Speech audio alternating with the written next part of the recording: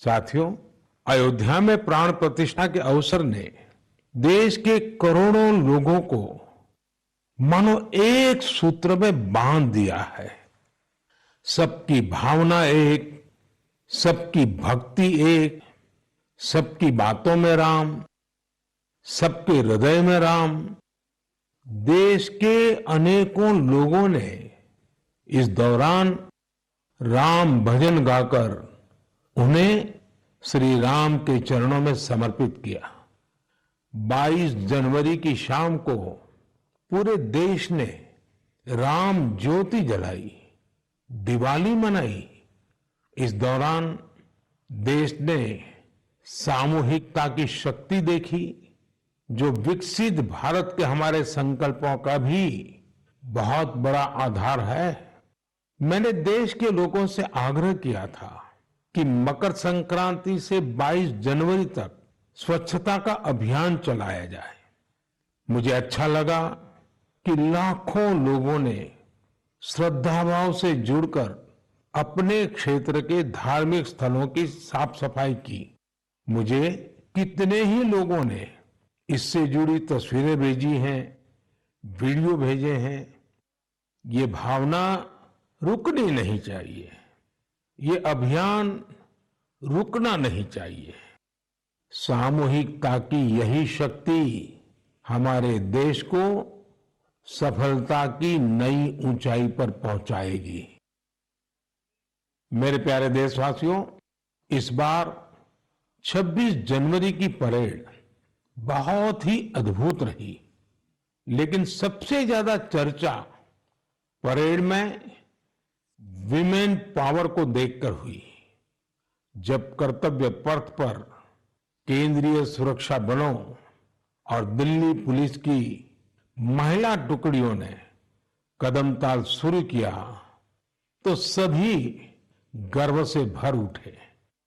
महिला बैंड का मार्च देखकर, उनका जबरदस्त तालमेल देखकर देश विदेश में लोग झूम उठे। इस बार परेड में मार्च करने वाले 20 दस्तों में से 11 दस्ते महिलाओं के ही थे। हमने देखा कि जो झांकी निकली उसमें भी सभी महिला कलाकार ही थी। जो सांस्कृतिक कार्यक्रम है उसमें भी करीब 1,500 बेटियों ने हिस्सा लिया था। कई महिला कलाकार शंख, नादस्वरम और नागदा जैसे भारतीय संगीत वाद्य यंत्र बजा रही थी। डीआरडीओ ने जो झांकी निकाली उसने भी सभी का ध्यान खींचा। उसमें दिखाया गया कि कैसे नारी शक्ति जल, थल, नभ, साइबर और स्पेस हर क्षेत्र में देश की सुरक्षा कर रही है। 21वीं सदी का भारत ऐसे ही विमेन लेड डेवलपमेंट के मंत्र के साथ आगे बढ़ रहा है। साथियों, आपने कुछ दिन पहले ही अर्जुन अवार्ड समारोह को भी देखा होगा। इसमें राष्ट्रपति भवन में देश के कई होनहार खिलाड़ियों और एथलीटों को सम्मानित किया गया है। यहां भी जिस एक बात ने लोगों का खूब ध्यान खींचा वो थी अर्जुन पुरस्कार पाने वाली बेटियां और उनकी लाइफ जर्नीज। इस बार 13 विमेन एथलीट्स को अर्जुन अवार्ड से सम्मानित किया गया है। इन विमेन एथलीट्स ने अनेकों बड़े टूर्नामेंटों में हिस्सा लिया और भारत का परचम लहराया। शारीरिक चुनौतियां, आर्थिक चुनौतियां इन साहसी और टैलेंटेड खिलाड़ियों के आगे टिक नहीं पाई। बदलते हुए भारत में हर क्षेत्र में हमारी बेटियां, देश की महिलाएं कमाल करके दिखा रही है। एक और क्षेत्र है जहां महिलाओं ने अपना परचम लहराया है, वो है सेल्फ हेल्प ग्रुप।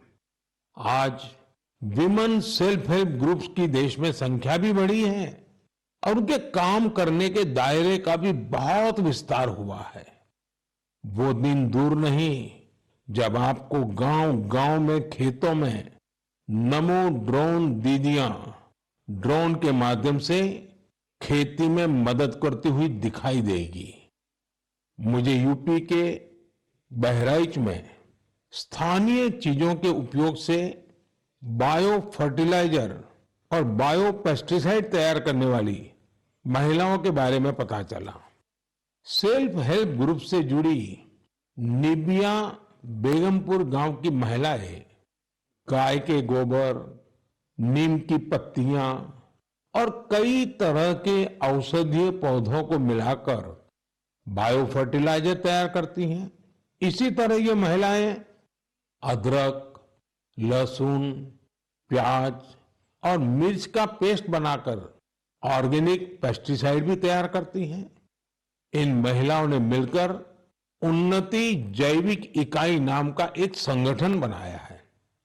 ये संगठन बायो प्रोडक्ट्स को तैयार करने में इन महिलाओं की मदद करता है। इनके द्वारा बनाए गए बायो फर्टिलाइजर और बायो पेस्टिसाइड्स की मांग भी लगातार बढ़ रही है। आज आसपास के गांवों के 6000 से ज्यादा किसान इनसे बायो प्रोडक्ट खरीद रहे हैं। इससे सेल्फ हेल्प ग्रुप से जुड़ी इन महिलाओं की आय बढ़ी है और उनकी आर्थिक स्थिति भी बेहतर हुई है। मेरे प्यारे देशवासियों, मन की बात में हम ऐसे देशवासियों के प्रयासों को सामने लाते हैं जो निस्वार्थ भावना के साथ समाज को, देश को सशक्त करने का काम कर रहे हैं। ऐसे में 3 दिन पहले जब देश ने पद्म पुरस्कारों का ऐलान किया है, तो मन की बात में ऐसे लोगों की चर्चा स्वाभाविक है। इस बार भी ऐसे अनेकों देशवासियों को पद्म सम्मान दिया गया है, जिन्होंने जमीन से जुड़कर समाज में बड़े बड़े बदलाव लाने का काम किया है।